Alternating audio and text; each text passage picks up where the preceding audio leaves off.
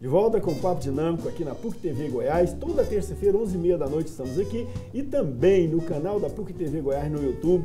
Lá no perfil também do programa Papo Dinâmico, no Facebook, no Instagram, no Twitter.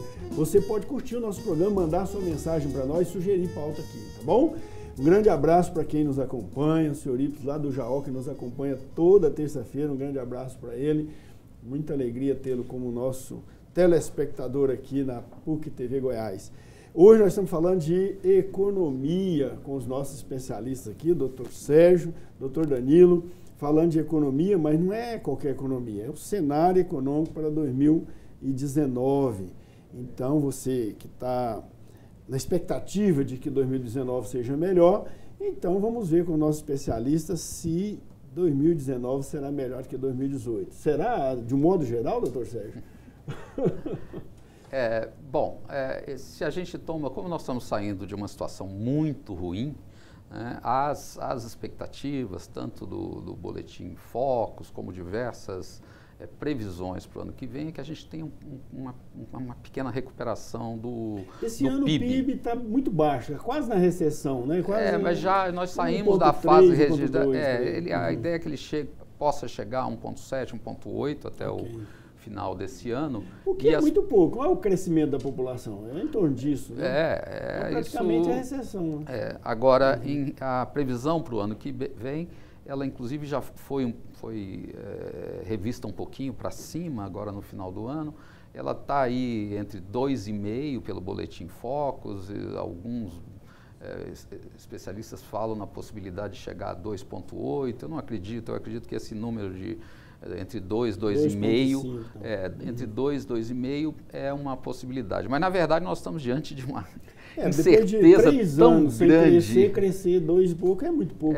Além do mais, nós estamos num quadro, primeiro, de incertezas internacionais muito forte que tem impacto sobre esse cenário. Quer dizer, o mundo está passando por um momento muito difícil, né? Se a gente teve aí uma recuperação dos Estados Unidos, né? Ele apresentou aí uma das menores taxas de desemprego dos últimos 50 anos, aí no final do ano passado. Por outro lado, a tendência é de aumento da taxa de juros internacionais, a começar pelos Estados Unidos, porque os países de primeiro mundo estão retirando aqueles incentivos que eles estavam dando para se recuperar desde a crise lá de 2008. Então, o quadro internacional é um quadro de, à medida que você tem um aumento da taxa de juros nos Estados Unidos, de saída de recursos, inclusive do Brasil, até lá, e, portanto, de incerteza com relação aos investimentos diretos externos aqui no Brasil. A China está com alto risco de desaceleração, né? Vários indicadores de desaceleração. A guerra comercial que o Trump começou com a China, ele aumentou já desde o início do ano em 25% as tarifas de importação nos Estados Unidos para produtos chineses. As caneladas do nosso governo também em relação aos parceiros internacionais podem complicar a situação. Exatamente, quer dizer, quando a gente tenta aqui imitar, digamos, um pouco o Trump, nós não temos o tamanho do Trump para brigar com os mesmos parceiros, né? Você vê as declarações como não queremos comercialização com a China, não queremos comercialização, nossa prioridade não é o Mercosul, não é com os árabes. Quer dizer, os nossos principais parceiros comerciais hoje são a China, em segundo lugar, o Mercosul. No investimento direto externo, a China está fortemente crescente, acompanhando o primeiro lugar, né? Os árabes têm um papel importante aqui. Então, na verdade, nós estamos sinalizando complicações ainda maiores com relação a esse cenário, que já é um cenário difícil. Que já não é favorável. Já não é favorável e nós estamos, quer dizer, ao invés de buscar as oportunidades dentro desse cenário, nós estamos distribuindo caneladas, né? E, portanto, para usar a expressão do próprio presidente, né? Como é que você vê isso, doutor Danilo? Vê assim também ou tem uma discordância em relação a essa forma de entender o problema? Olha, eu concordo com o professor Sérgio no aspecto da interferência do cenário internacional no nacional. A título de exemplo, na medida que se aumenta a taxa de juros nos Estados Unidos, isso pode representar fuga de capitais. O pessoal vai preferir investir num país mais seguro do que aqui, né? Exato. Agora, pensando o cenário nacional como um todo, eu vejo que há um caminho já pavimentado, tanto que nós temos hoje uma inflação controlada, saímos de uma inflação que estava na casa dos 2 dígitos, hoje já temos uma inflação na casa de 1 dígito, inflação que deve fechar o ano em torno de 4,5%, pelo menos essa é a meta do governo. Temos já um cenário de resgate do consumidor para o mercado. Veja, o governo federal trouxe aí uma série de medidas, como, por exemplo, a liberação do FGTS inativo. Hoje já estão tentando aprovar aí a criação de linhas de crédito com o FGTS, a Caixa já está, né, ofertando esse produto, sendo o FGTS uma garantia a este crédito, de modo que esse crédito seja mais barato. Então, há uma série de medidas que estão sendo tomadas no sentido de fazer com que este consumidor que está na condição de inadimplente, que não está consumindo, que ele volte ao mercado consumidor, de modo que a economia volte a girar. Política monetária, podemos destacar que tivemos sucessivas reduções de taxa de juros. A taxa Selic foi reduzida como uma forma de permitir... A inflação também estava tão baixa que se ficasse muito alta ia causar um transtorno. Estava muito mais interessante manter dinheiro aplicado do que aplicar em atividade econômica produtiva. O lucro era muito alto. Quando a Selic estava 10%, o cara tinha 7% de lucro no mês. Agora, a inflação estava lá embaixo. A grande finalidade dessas sucessivas reduções de taxa Selic era refletir na redução do custo do crédito. Ora, reduzindo o custo do crédito para o empresário, ele pode acionar esse crédito, financiar a sua produção e o consumidor também pode financiar o seu consumo, né? Trocar uma dívida, uma alta taxa de juros por uma outra dívida de longo prazo com uma menor taxa de juros. Então, são tentativas, estímulos que foram realizados na economia. Isso deve, sei lá, induzir uma atividade econômica maior em 2019. Teve um certo efeito, ao ponto de percebermos hoje um cenário já saindo deste ciclo, né, de decadência, já num ciclo de crescimento. Por isso que digo, o próximo governo vai assumir um governo com um caminho a nível nacional, a nível interno, já pavimentado.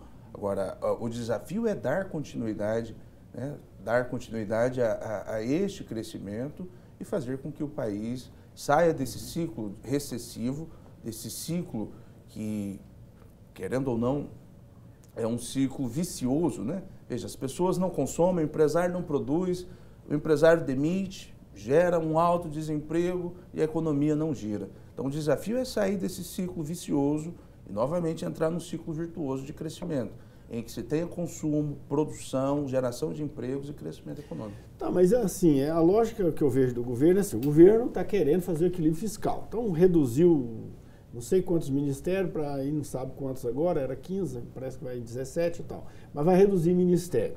Com isso, eu imagino que vai reduzir também a necessidade de contratação dos 6.000 e tantos comissionados lá, ele vai reduzir. É claro que é uma economia muito pequena em relação ao que precisa economizar. São 270 bilhões de déficit da Previdência, mais 100 bilhões de juros por ano. Então, isso obviamente não vai dar, não é suficiente.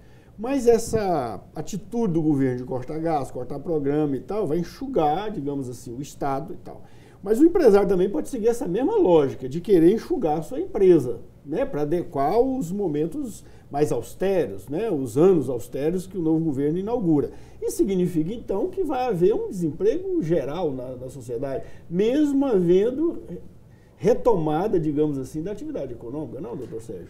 Na verdade, eu concordo com o Danilo, esses efeitos, essas questões que ele apontou, o controle da inflação, uma certa recuperação do crédito, a injeção do FGTS, etc., eles é que explicam essa saída de 1,7 para um possível 2,5 o ano que vem, além dessa valorização dos ativos que a gente está assistindo nesse momento, que pode acontecer inclusive em relação aos imóveis, portanto você deve ter um incentivo de aumento do gasto das classes médias altas, das pessoas mais ricas nesse ambiente.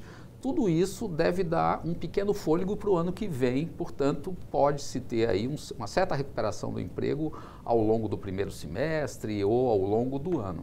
A questão principal que eu estou me referindo aqui é a sustentabilidade disso e a continuidade do crescimento lá fora, né? Porque, lá fora não, me desculpe, aqui dentro, porque você pode ter o que a gente chama de um voo de galinha, né? Você dá um pequeno saltozinho e embica novamente numa situação muito grave. E por que isso? Exatamente pelas questões que você estava levantando aqui, Daniel. Quer dizer, o conjunto das medidas que estão sendo propostas, elas são fortemente recessivas, né? Quando eu digo, não, eu vou em um ano zerar o déficit primário, em 2 anos praticamente zerar o déficit nominal. Primeiro, não há a menor possibilidade de fazer isso, né?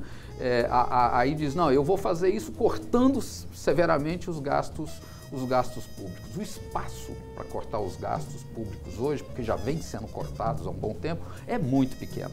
O caso dos ministérios é típico, quer dizer, ele é muito mais simbólico do que efetivamente real, né? Isso vai dar aí alguns milhões de diferença, quer dizer, não é expressivo para a economia você reduzir meia dúzia de ministérios. O impacto disso nos gastos, né? Por outro lado, você está propondo uma reforma tributária que além de ser regressiva, né? Quer dizer, unificar os impostos aí por renda em 20%, quer dizer, tornar ainda mais regressiva, porque o Brasil hoje, quem paga imposto de renda são principalmente a classe média baixa e os consumidores, ou seja, os pobres. Então, o que você vai fazer primeiro é tornar mais regressiva, mas isso tem um efeito sobre o crescimento, porque a previsão já de perda de arrecadação, se isso ocorrer, é de cerca de 0,5% do PIB, aí nesse caso, né? Por outro lado, as medidas trabalhistas de terceirização, a aprovação da reforma trabalhista, vai ter um impacto na arrecadação da Previdência. Por quê? Porque quem paga a Previdência é o trabalhador formal. E à medida em que você aumenta a terceirização, você reduz a entrada de recursos para a Previdência. Aí a outra saída, não, nós vamos resolver isso privatizando, né? Então a privatização ampla vai gerar, o Guedes chegou a falar em 3 trilhões, né, para resolver os dois problemas, tanto da Previdência quanto o da dívida pública. É uma questão, é uma quimera, né? Quer dizer, hoje você já está dito aí que as joias da coroa não vão para a privatização, porque há 2 grupos no governo, né? Digamos o grupo ultraliberal do Guedes, mas há uma base dos militares nacionalistas que a conversa inicial de privatizar Petrobras, Eletrobras, Banco do Brasil, aliás, entregar para o Banco of America, uma completa. Bom, mas enfim,